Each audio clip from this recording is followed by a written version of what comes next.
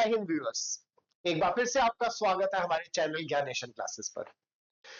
पहली वीडियो के बाद मुझे लगातार बच्चों की रिक्वेस्ट आई और हैवी डिमांड। मैं सबसे पहले एक्सप्लेन करने जा रहा हूं कि 2 महीने में हमारी क्या स्ट्रैटेजी रहनी चाहिए, क्या प्लान्स रहने चाहिए, सो दैट कि हम 2 महीने के अंदर अपने कोर्स को इफेक्टिवली पूरा कर सकें। क्योंकि बच्चों ने मुझे व्हाट्सएप पर जो लगातार मैसेजेस भेजे हैं, उनमें सबसे पहले उन्होंने यही डिमांड की कि मैं उन्हें अपनी स्ट्रैटेजी बताऊं कि कैसे वो वर्क कर सकते हैं। क्योंकि कुछ बच्चों ने बिल्कुल भी कोर्स को टच नहीं किया हुआ, वो बहुत ज्यादा घबराए हुए हैं। तो सबसे पहला हमारा जो स्ट्रैटेजी है 2 मंथ्स के लिए, उनमें पहला पॉइंट ही यही है कि डोंट पैनिक। बिल्कुल भी घबराने की जरूरत नहीं है। देखो, अगर आप सच्चे दिल से मेहनत करते हो, चाहे आप कभी भी मेहनत स्टार्ट करो, इससे बिल्कुल मत सोचो कि सिर्फ 2 महीने रहते हैं। ये मत सोचो कि सिर्फ 2 महीने रहते हैं। ये मान करके काम करो कि अभी तो 2 महीने पूरे रहते हैं। 2 महीने के अंदर काफी कुछ हो सकता है। अगर आप दिल लगा करके करोगे तो बहुत अच्छा आप कोर्स कंप्लीट कर सकते हो और बहुत अच्छे मार्क्स ले सकते हो। अपने पर पूरा पूरा भरोसा रखो, हैव कॉन्फिडेंस इन योरसेल्फ। क्योंकि आप खुद अपने आप में खुद आओ। अपने अंदर जो आपके दिल में है, अगर आप एक बार ठान लेते हो, कहते हैं कि मैनिफेस्टेशन होती है, या तो हम भगवान से प्रार्थना करते हैं कि हमारा साथ दे, या हम खुद से अपने अंदर कॉन्फिडेंस क्रिएट करते हैं।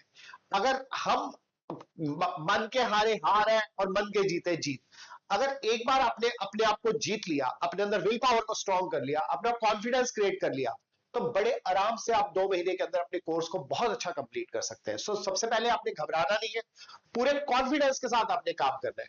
दूसरा पॉइंट है कि जितनी भी आपकी एनसीईआरटीज है और जो भी आपके क्लास टीचर के नोट्स है, जो आपने क्लास में नोट किए या दूसरे बच्चों से लेकर के, उनको आप थॉरोली रिवाइज करो, चैप्टर वाइज।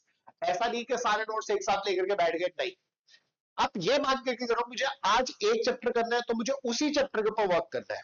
उसी के नोट्स थॉरोली रिवाइज करो, उसी की एनसीईआरटी प्रॉपर रिवाइज करो। क्योंकि सीबीएसई बोर्ड जो है, वो कभी भी एनसीईआरटी से आउट ऑफ कोई क्वेश्चन नहीं देता, चाहे वो कोई भी सब्जेक्ट हो। तो इसीलिए आपको अपनी एनसीईआरटी को ढंग से रिवाइज करना है। और जो क्लास टीचर है, क्योंकि वो बहुत ज्यादा एक्सपीरियंस्ड है, उनको बहुत कुछ मालूम होता है, इसीलिए उनके नोट्स को थॉरोली आपने रिवाइज करना है। नेक्स्ट इज, आप अपने डेली और वीकली प्लान्स लिखते हुए चलो। रोज रात को बैठ करके लिखो, इसे मैं कहता हूं डेली डायरी। मेरे स्टूडेंट्स को मैं रेगुलरली डेली डायरी बनवाता हूं, जिसमें कि मैं लिखवाता हूं उनसे कि कल का क्या क्या उनके टारगेट्स है। आप कल के टारगेट्स लिखो कि कल मैं ये करूंगा, ये करूंगा, ये करूंगा। हो सकता है आप 10 पॉइंट लिखो, उनमें से हो सकता है सिर्फ 5 ही कंप्लीट हो पाए, हो सकता है 4 ही कंप्लीट हो पाए। नेक्स्ट डे आप 5 पर टिक मार दो, बाकी 5 को नेक्स्ट डे के लिए डाल दो। आप बड़े आराम से कर सकते हो। शुरू शुरू में डेली डायरी मेंटेन करना बहुत आफत लगती है, लेकिन जैसे जैसे आप डेली डायरी मेंटेन करोगे, you will see your self evaluation. तुम अपने आप को इवैल्यूएट कर पाओगे, तुम देख पाओगे अपने आप को कि मेरी प्रोग्रेस क्या चल रही है। उसको आप बिल्डअप कर पाओगे, एक प्रॉपर तरीके से देख पाओगे कि मैंने कितना अपना टारगेट बनाया था और कितना काम किया। डेली डायरी बनाने का फायदा यही होता है कि एक तो हम अपने आप को ये असेस कर पाते हैं कि हमने पिछला क्या काम किया, और दूसरा हम ये असेस कर पाते हैं कि अब हमें आगे और क्या करना है। तो अपनी डेली डायरी जरूर मेंटेन करें, जिससे आप रोज रात को जरूर लिखें। उसमें जो जो काम आपने कर लिया पिछले डे पे, उन पर टिक मारें, और जो जो नहीं किया है उनके ऊपर आप क्रॉस मार दें। नेक्स्ट इंपॉर्टेंट पॉइंट इज, अपने शॉर्ट नोट्स और फॉर्मूलाज को राइटिंग में लिख करके अपनी हैंड राइटिंग में लिखे। सभी फॉर्मूलाज, जितने भी आपके सब्जेक्ट्स हैं उनके फॉर्मूलाज, जिस भी चैप्टर को आप करना शुरू करें, उसके सभी फॉर्मूलाज को एक रजिस्टर में, नीट एंड क्लीन रजिस्टर के अंदर उसको नोट डाउन करें। और शॉर्ट नोट्स को, नोट्स अब आप डिटेल में ना करें, क्योंकि डिटेल नोट्स करना बहुत मुश्किल है इस टाइम। डिटेल नोट्स को अगर आप टाइम निकाल सके तो डिटेल नोट्स भी किए जा सकते हैं, बट लेकिन डिटेल नोट्स करने से बेटर है कि आप शॉर्ट नोट्स के ऊपर ज्यादा जोर दें। फिर हम क्वेश्चन आंसर्स करेंगे, उन क्वेश्चन आंसर्स पे ज्यादा जोर दें। लेकिन इनिशियली ये जरूरी है कि आप फॉर्मुलाज जितने भी है और शॉर्ट नोट्स है, उनको आप राइटिंग में रजिस्टर में लिख करके नोट करते जाएं।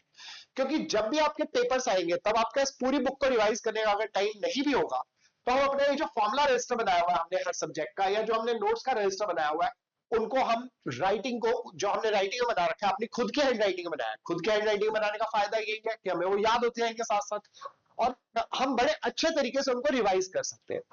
फाइनल में हम उन्हीं नोट्स को और उन्हीं फॉर्मुलास को एक बार फिर से रिवाइज करेंगे, सो दैट कि पेपर से पहले हमारी फाइनल प्रिपरेशन हो सके। नेक्स्ट है, एक जो चीज सब बच्चों को मालूम है अच्छी तरह से, सभी पेरेंट्स को पता है, सभी टीचर्स को पता है, जो लोग सब बार बार बार बार बार बार आपको कहते हैं, अपना TV, mobile, social media etcetera, ये सब पूरी तरह से बैन कर दो, बिल्कुल बंद कर दो। क्योंकि अगर आप टीवी, मोबाइल और सोशल मीडिया पर जाते रहोगे, अगर आप इंस्टा चलाओगे, फेसबुक चलाओगे, ऐसी दूसरी चीजों पे जाओगे, तो अंडरस्टूड आपका टाइम वेस्टिंग बहुत ज्यादा होगा।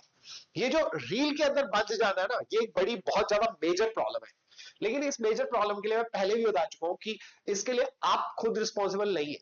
जो कोविड की सिचुएशन हमारी कंट्री के अंदर आई, 3 से 4 साल लगातार बच्चे जो है वो मोबाइल यूज करते रहे, जिसकी वजह से वो मोबाइल के लिए हैबिचुअल हो गए। उनका बाहर खेलना कूदना बंद हो गया, इस वजह से वो मोबाइल की उनको एक हैबिट से पड़ गई, बिना मोबाइल के वो रह नहीं सकते।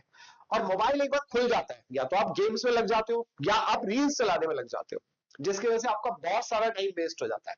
लेकिन प्लीज, ये आपसे एक रिक्वेस्ट है, अगर आप सचमुच बहुत अच्छे मार्क्स चाहते हो तो अपने मोबाइल्स को, अपने सोशल मीडिया को, टीवी को पूरी तरह से 2 महीने के लिए बंद कर दो, क्योंकि इस टाइम आपके पास एक सिंगल मिनट भी नहीं है जिसे आप वेस्ट कर सको। इस टाइम आपको हर पॉइंट को, हर मिनट को, अपने हर आवर को फ्रूटफुली यूज करना है। तभी आप जाकर के सही तरह से अपनी मेहनत कर पाओगे और वो मेहनत सही में साकार हो पाएगी। अगर आप सच्चे दिल से मेहनत करोगे तो कहते हैं कि भगवान हमारा साथ देता है, तो वो जरूर देगा। आप सच्चे दिल से मेहनत करो और उसके लिए जरूरी है आप नेगेटिव पॉइंट्स को खत्म कर दो। Next, have short breaks while studying. जब भी आप पढ़ रहे हो लगातार 4 घंटे 5 घंटे, आई विल नॉट से कि आप लगातार इतना बड़ा ज्यादा पढ़ाई करो। मेनली 18 मिनट की पढ़ाई जो हमारे दिमाग के अंदर घुसती है, 18 मिनट के बाद हमारा ब्रेन स्लो डाउन हो जाता है कोई नई चीज एक्सेप्ट करने के लिए। तो हम जब भी कभी पढ़ रहे हैं तो हम आधे घंटे, पौने घंटे पे, 1 घंटे पे ब्रेक लो शॉर्ट। उस शॉर्ट ब्रेक में आप म्यूजिक सुन सकते हो, कुछ खा लो हल्का फुल्का, 2 बिस्किट खा लिए, चिप्स खा लिए 2-4, या कुछ और ऐसा थोड़ा बहुत खा लिया, ठीक है। या कुछ और ब्रेक ले लिया, या आप थोड़ा बाहर घूम आए, छत पे घूम आए, बालकनी में वॉक कर लिया, कुछ भी ऐसा एक शॉर्ट ब्रेक जो आप लेते हो। लेकिन शॉर्ट ब्रेक से शॉर्ट होनी चाहिए, नॉट मोर देन 5 मिनट्स। सिर्फ 5 मिनट का ब्रेक जरूर लो, जिससे कि आपका ब्रेन फ्रेश होता रहे और वो नई नई चीजें जो और ग्रास्प कर सके। इसके अलावा next important is meditation, simple exercise and yoga. आप जरूर टाइम निकालो। ये मेरा अपनाया हुआ, 35 साल में मैंने बच्चों को बार बार इस चीज पे जोर दिया कि वो सिंपल एक्सरसाइजेस करें। सिंपल एक्सरसाइज मींस वॉकिंग करें, रनिंग करें, सुबह मॉर्निंग में आधा घंटा निकाल करके आप स्किपिंग कर लो, योगा कर लो। और मोस्ट इंपॉर्टेंटली सबसे इंपॉर्टेंट पॉइंट है मेडिटेशन करना। मेडिटेशन में आप क्या करोगे? मेडिटेशन में आप बिल्कुल कूल काम होकर के किसी एक प्लेस पे बैठ जाओ। हो सके दिन में 2 बार करो, 3 बार करो मेडिटेशन। पहली बार में तो समझ में नहीं आता है, तो पहली बार में आपका तो उस तरह से आपका मन जो है वो बैठेगा भी नहीं। इसको कहते हैं कि एकाग्र चित्र होकर के काम नहीं हो पाएगा, स्टेबल नहीं हो पाएगा। उसके लिए जरूरी है कि आप एक सिंपल प्रैक्टिस शुरू करो। जस्ट क्लोज योर आईज, अपनी आंखें बंद करो एंड फील योर ब्रेथ। अपनी सांस को महसूस करो जाते हुए आते हुए।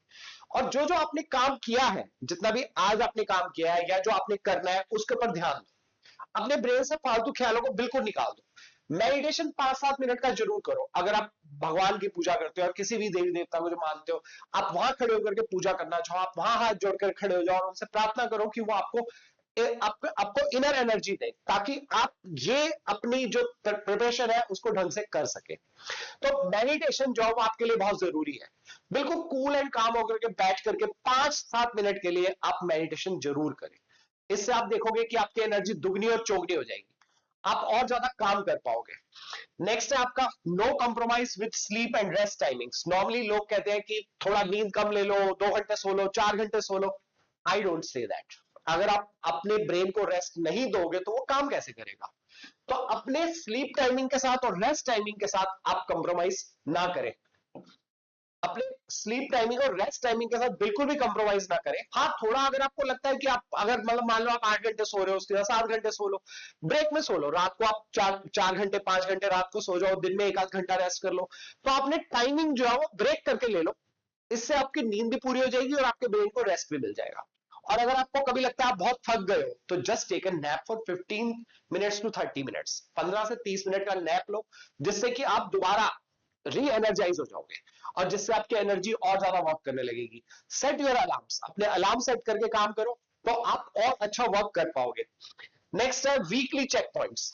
एक दिन ऐसा खाली रखो, संडे खाली रखो या सैटरडे खाली रखो, जिसको आप वीकली चेक पॉइंट करो। यानी कि जो आपने 6-7 दिन में काम किया है उसको इवेलुएट करो, उसको रिवाइज करो पूरे काम को। उसको रिवाइज करने के बाद ही आप देख पाओगे कि आपने जो किया, क्योंकि आप करते चले जा रहे हो, 2 महीने के बाद थोड़ी रिवाइज करने का टाइम मिलेगा। So you have to make your weekly check points. उसमें आप ये देखो कि आपने इस हफ्ते में क्या क्या कर लिया, अगले हफ्ते में आपको क्या क्या करना है, जो अपनी डेली डायरी में नोट डाउन जरूर कर लो। इसके बाद है हमारा लास्ट पॉइंट है plan otherwise during papers and do only the concern subjects. अब मान लो आपका पेपर आ गया बीच में प्री बोर्ड के, या कोई और आपका यूटी आ गया, या प्रैक्टिकल्स आ गए, या कभी कभी अब बच्चों की वो भी चलेंगी ना, फेयरवेल पार्टीज वगैरह भी चलेंगी, उनमें भी जाना होगा। तो उस समय आप अपनी प्लान जो है अदरवाइज मींस दूसरे तरह से प्लान करो आप। अगर मान लो आपका पेपर है, जिस दिन आपका पार्टी है, फेयरवेल है, मैं आपको कोई पढ़ाई करने को नहीं कहूंगा, मैं कहूंगा just enjoy the day, because ये डेज दोबारा वापस नहीं आते लाइफ में। आपका जो जो आप जब भी कभी फेयरवेल वगैरह में जाते हैं, आप जिंदगी भर याद रखेंगे कि मैं 12th की फेयरवेल पार्टी में गया था या 10th की फेयरवेल पार्टी में गया था। आपको सारी जिंदगी वो यादें आपके साथ रहेंगी। तो मैं ये ट्रेजर आपसे छीनना नहीं चाहता। इस खजाने को समेट करके रखो, just chill and enjoy the day. उस दिन आप चिल करो, एंजॉय करो। लेकिन हाँ, पेपर्स अगर चल रहे हैं, मान लो आपका मैथ्स का पेपर है, फिर 3 दिन का गैप है, आपका साइंस का पेपर है, तो 2 दिन का गैप है, इंग्लिश का पेपर है, तो जिस डेज पे जो पेपर है आपका, अगर मैथ्स का पेपर है तो तीनों दिन लगातार आप मैथ्स की प्रिपरेशन करो। 2 दिन अगर साइंस की छुट्टी है तो 2 दिन लगातार सिर्फ साइंस करो। लेकिन उसके लिए प्लान करो कि आपको पहले 8 घंटे में क्या करना है, फिर रेस्ट लेके अगले 8 घंटे में क्या करना है, फिर रेस्ट लेके नेक्स्ट डे में क्या करना है। कोर्स को डिवाइड करो और डिवाइड करके उसको रिवाइज करो। तो इस तरह से आप अपने पेपर्स में अपनी स्ट्रैटेजी को चेंज करो और सिर्फ कंसर्न सब्जेक्ट में तैयार करो। एंड मोस्ट इंपॉर्टेंट पॉइंट, जिसको मैं बिल्कुल भी मिस नहीं करना चाहूंगा, जो मैं बार बार हर वीडियो के अंदर आपको बोलूंगा, प्लीज अपना कम्युनिकेशन हमारे साथ बना के रखिए। जहां भी आपको प्रॉब्लम आ रही है, आप खुल करके हमारे कमेंट बॉक्स में लिखिए, या हो सके तो हमारा व्हाट्सएप नंबर नीचे दिया गया, आप व्हाट्सएप पे खुल करके अपनी प्रॉब्लम को डालिए।